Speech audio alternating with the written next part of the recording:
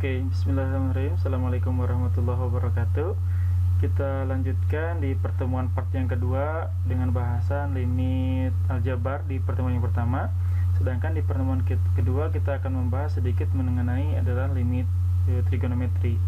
Untuk mempelajari ini, pertama gunakan kuota hemat, kuota malam hari. Yang kedua, silakan disimak dengan baik-baik materi yang kita sampaikan pada kesempatan hari ini. Nah, hari ini kita akan membahas yang selanjutnya, yaitu limit. Sebuah limitnya tapi limit fungsi trigonometri. Nah, ada beberapa cara untuk menyelesaikan. Pertama adalah menggunakan cara substitusi langsung. Berarti cara substitusi langsung adalah menyelesaikan persamaan atau limit trigonometri, suatu limit yang bentuknya trigonometri, ya, dimana x-nya itu mendekati, kalau trigonometri kan berkaitan dengan sudut, berarti di sini x-nya mendekati sebuah sudut. Sudutnya di mana? Di sini dicontohkan ada limit x menuju v, sin x ditambah dengan cos x. V di sini Anda sudah tahu bahwa v itu adalah 180 derajat.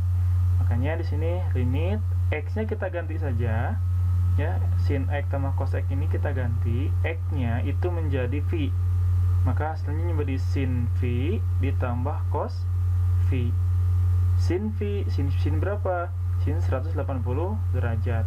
180 derajat itu ada di kuadran berapa? Ada di kuadran 1, di kuadran 2 atau kuadran 3. Kita gunakan di kuadran 2 misalkan.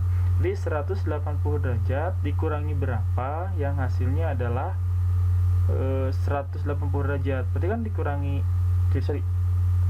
180 derajat dikurangi berapa? Yang hasilnya adalah 180 derajat. Berarti kan dikurangi 0.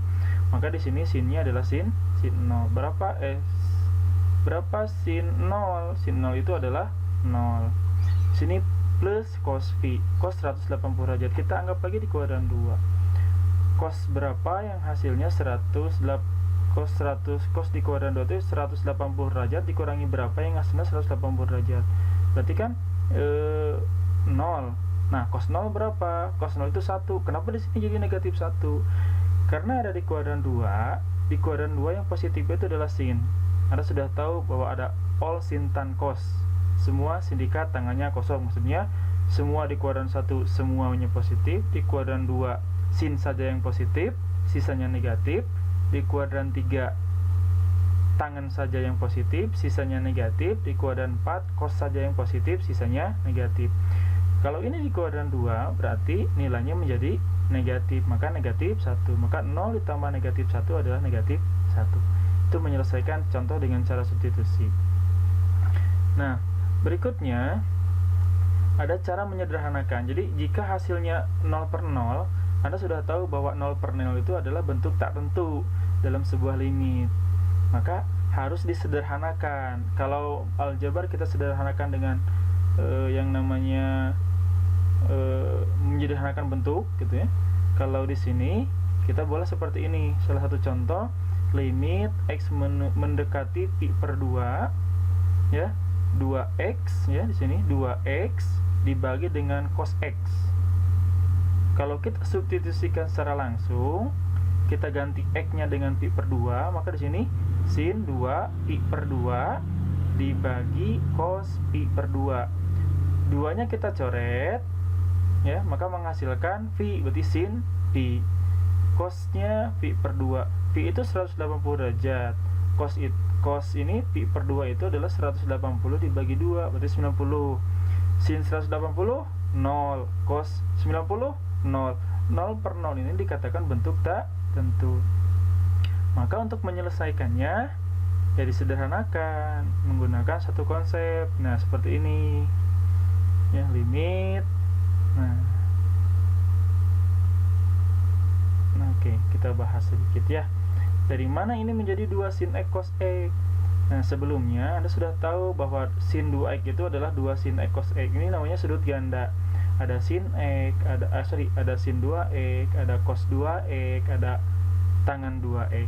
Bisa dimodifikasi menjadi sin 3x, cos 3x, tan 4x, cos 9x, sin 9x, tan 9x. Ini modifikasi bisa.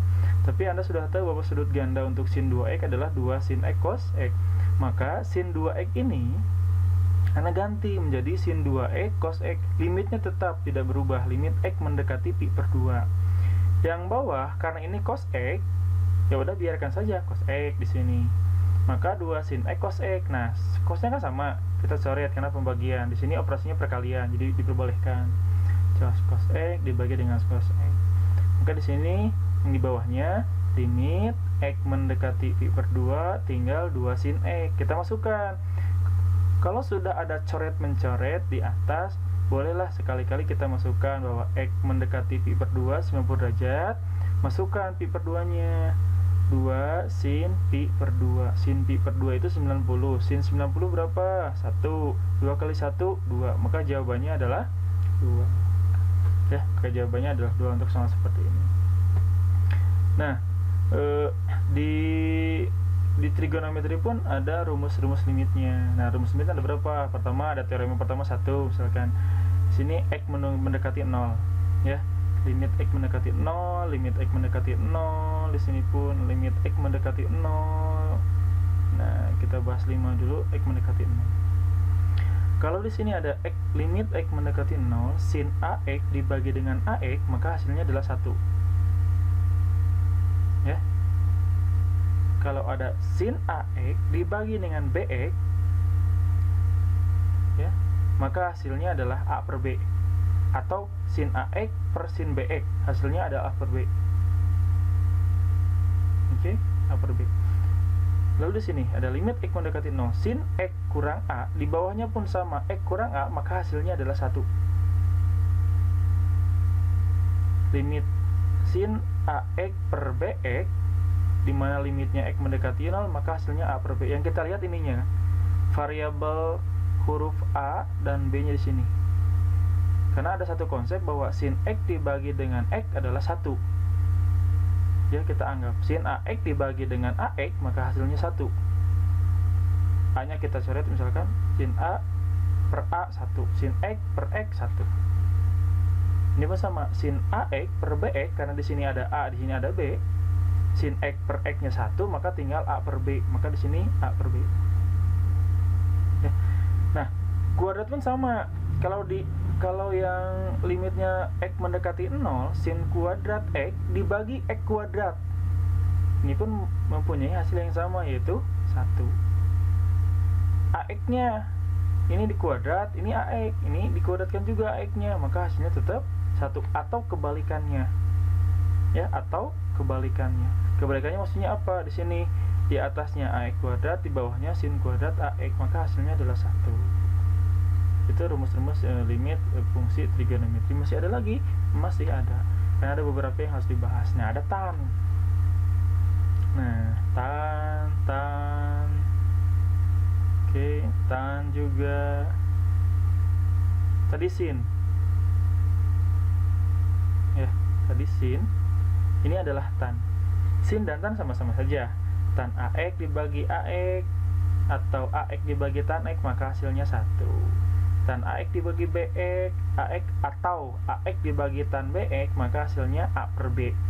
Kalau B nya di atas gimana? B per A. Kalau B per B, ya 1. Kalau A per A, ya 1. Di sini yang nomor 8, tan kuadrat X dibagi X kuadrat. Ini kuadrat, bawah kuadrat. Variabelnya sama X, hasilnya 1. Yang nomor 9, tan kuadrat AX dibagi AX kuadrat. AX kuadrat, di sini pun AX dikuadratkan tannya, hasilnya 1. Nah, mana cos? Cos tidak ada, yang ada cuma sin dan tan. Untuk cos bagaimana caranya? Berarti cos harus dimodifikasi dengan yang tadi, sudut ganda, rumus dan selisih dari trigonometri dan sebagainya. Maka untuk menyelesaikan soal rumus limit fungsi trigonometri menggunakan sin dan tan. Kalau ada cos, modifikasi, cosnya harus hilang atau cosnya berubah jadi sin, ya, atau cosnya nanti bisa dicoret. Yang penting cosnya harus tidak ada. Untuk menyelesaikan rumus dari limit fungsi trigonometri. Misalkan seperti ini. Ada sebuah limit x mendekati pi per 2 soalnya cos di sini. Cos per pi per 2 dikurangi x. Kita substitusikan dulu. Cos pi x-nya kita ganti dengan pi per 2. Cos pi per 2 dibagi pi per 2 dikurangi pi per 2. Cos pi per 2 itu 90. Cos 90 0. Pi per 2 dikurangi pi per 2 hasilnya 0. Bentuk tak tentu. Berarti belum bisa diselesaikan kan? Maka harus dilanjutkan. Nah, dilanjutkan dengan cara apa? Nah, kita modifikasi cos namanya.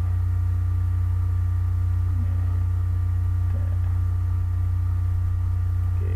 Nah, seperti ini. Nah, ini modifikasinya. Oke. Kalau sudah 0 per 0 dikatakan bentuk tak tentu, sedangkan bentuk tak tentu tidak diperbolehkan dalam limit fungsi karena kita harus menentukan sebuah nilai. Limit pi per 2 cos x dibagi pi per 2 dikurangi x sama dengan limit x mendekati pi per 2 sin. Kenapa jadi sin si cos? Nah, ada ini. Ada perubahan dari sudut di berbagai kuadran. Ya. Sudut di berbagai kuadran, kalau ini cos x anggap saja di kuadran 1 misalkan ya. Di kuadran 1. Maka di sini menggunakan pi per 2 dikurangi x, maka hasilnya jadi cos. Begitupun sebaliknya. Kalau di sini sin, pengen Anda jadi cos, maka sin di pi per 2 dikurangi x. Kita misalkan di sini cos 30. Di cos 30 itu adalah berapa? Setengah akar 2. Setengah akar 3 cos 30. Nah, cos 30 setengah akar 3. Di sini sin pi per 2. Pi per 2 itu 90. 90 dikurangi 30 berapa? 60. Sin 60 berapa? Setengah akar 3. Jadi cos x dengan sin pi per 2 dengan kurangi x hasilnya sama. Ya, maka untuk merubah cos jadi sin di kuadran 1 kita gunakan pi per 2 dikurangi x ya. Maka di sini sin, lanjutkan sin min. Kenapa jadi min? Karena kita memindahkan si x ke sebelah kiri, sedangkan pi per 2 kita pindahkan ke sebelah kanan. Kenapa? Karena harus menyesuaikan dengan yang bawah. Nah, ini caranya panjang sebetulnya, tapi nggak apa-apa. Ya, kita nggak apa-apa, ikuti dulu. Ini jadi min x, asalnya di sini plus pi per 2 jadi min pi per 2. Di bawah pun dirubah, disesuaikan. X kurang pi per 2. Yang ini pun sama. Nah, ini pun ya minnya habis, jadi pi per 2 dibagi pi per 2 1 hasilnya. Sebetulnya dari sini pun sudah kelihatan bahwa hasilnya 1. Kenapa? Karena di sini pi per 2 kurang x dibagi pi per 2 kurang x sin. Tadi teorema yang keberapa? Teorema yang ketiga. Pi per 2 misalkan ax plus b, di bawah pun ax plus b. Kalau sin berarti kan hasilnya adalah 1. Maka hasil dari limit fungsi trigonometri adalah 1. Apakah selesai? Tidak, masih ada materi-materi lain yang akan kita bahas dari sebuah fungsi yang namanya fungsi limit. Di part berapa? Di part yang ketiga. Untuk hari ini dicukupkan. Terima kasih. Assalamualaikum warahmatullahi wabarakatuh.